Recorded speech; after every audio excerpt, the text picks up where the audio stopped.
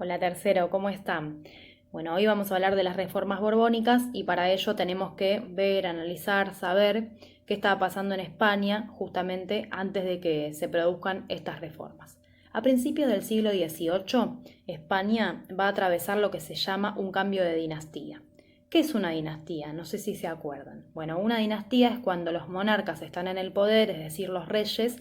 Cuando digo dinastía, me refiero a que el rey le va a ceder el poder cuando muera a su hijo y su hijo a su hijo y así sucesivamente, ¿sí? Entonces las dinastías están conformadas por la misma familia y por lo tanto tienen el mismo apellido.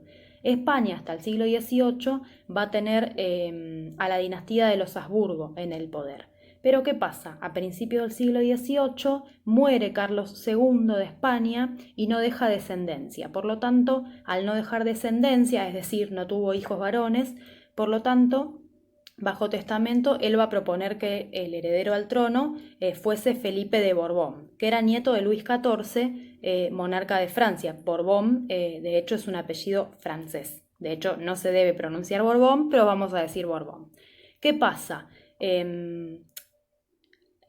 Al dejarlo por testamento, digamos, las potencias en ese momento europeas se van a empezar a pelear por el trono español. Entonces, bueno, se va a producir lo que se llama la Guerra de Sucesión Española, que termina colocando finalmente a Felipe de Borbón en el trono, pero no sin una guerra y sin poder evitar la pérdida de 600.000 personas. 600.000 personas para Europa en el siglo XVIII es un montón, un montón, un montón de gente, ¿sí? Esta guerra de sucesión termina en lo que se llama el Tratado de Utrecht, que además de colocar a Felipe V, Felipe Borbón, en el trono español, bueno, va a tener otras consecuencias. Por ejemplo, le va a ceder algunos territorios a Inglaterra, que era una de las beligerantes, y bueno, y así es como llegan entonces los Borbones a la casa o a la dinastía española, ¿sí? Como llegan los Borbones al trono español. Y bueno, los Borbones, justamente lo que se van a plantear apenas llegan al trono es como recuperar un poco esto de que España sea potencia nuevamente.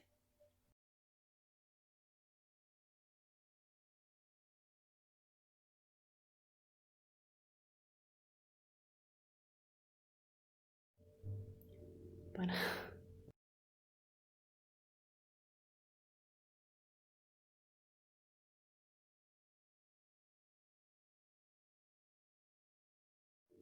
Bueno, los Borbones practicaron, por supuesto, el despotismo ilustrado. Despotismo en el sentido de que van a mantener este poder absoluto e ilustrado en el sentido de que se van a inspirar en el movimiento que ya trabajamos y que conocemos como la Ilustración. Sí, entonces, en función de este despotismo ilustrado, los Borbones van a presentar un programa de reformas con la idea de modernizar tanto económica, cultural, educativa e institucional, tanto a España como a sus dominios americanos. Lo que ellos se planteaban es superar el atraso que España presentaba, ¿sí? Por supuesto sin comprometer ni su poder ni el de la nobleza, que era la clase que los bancaba, ¿bien? Y una de las cosas que hacen en América, una de las primeras cosas, es, basta, es la expulsión de los jesuitas. Los jesuitas eran una orden, católica por supuesto, que había venido con la idea de evangelizar y, y promover como la educación y con esta tarea de evangelizar. Crearon muchas misiones, los jesuitas eran muy, muy, muy importantes en toda América colonial y crearon misiones. Las misiones eran establecimientos los cuales eran bastante independientes entre sí. Parezco, me siento la de la tele que tiene la chica que habla con lenguaje para sordomudos abajo. Me siento así, me siento muy grosa. Bueno, decía que los jesuitas habían creado misiones, que eran establecimientos los cuales eran muy independientes por sí mismos, muy autosuficientes, y esto, bueno, molestó un poco a la corona cuando se propone reformar, ya que los jesuitas, con todo su sistema de producción, habían logrado justamente eso, ¿no? Entonces parecían como que los jesuitas en cierta forma eran como más importantes que el Estado español. Entonces el Estado español, el rey de España, dice, bueno, no, a ver, pará, la Iglesia tiene que estar por debajo del Estado, no por encima. Esto a pesar de todas las, digamos, las costumbres y los documentos papales de la época, ¿sí? Digamos, no les importó todo eso, iba a decir otra cosa, no les importó todo eso y dijeron, bueno, no, vamos a expulsar a los jesuitas porque en realidad la Iglesia tiene que estar al servicio del Estado y no al revés, ¿sí? Bien. Esto iba a decir, que también, además de civilizar y evangelizar a los indígenas, los jesuitas, acercándose a ellos justamente, a los pueblos originarios, aprendiendo su lengua, también llevaron a la creación de las primeras élites criollas, ¿sí? Las élites sabemos que son los que después van a ostentar el poder.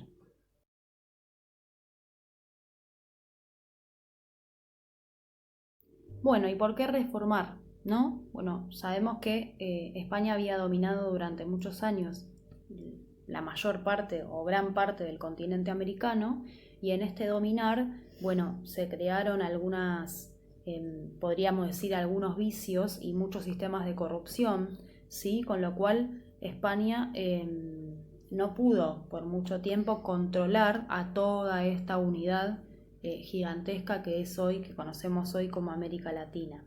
América le había dado a España muchísimas riquezas y todavía le daba, pero necesitaba, España se dio cuenta a partir de la llegada de los Borbones, de que no alcanzaba solamente con la plata y los metales preciosos que daban las minas, por ejemplo la de Potosí. Entonces, bueno, es ahí cuando se plantea reformular el vínculo, ¿sí? El vínculo colonial, que además lo que implica es reformular justamente el control sobre el territorio, ¿sí? España se propone recuperar un poquitito el control, cortar con estos lazos de corrupción que se habían tejido, estar atentos a, bueno, a la posible invasión de otras potencias como Portugal. Ya se había peleado con Portugal cuando se descubrió Brasil, hace muchos años.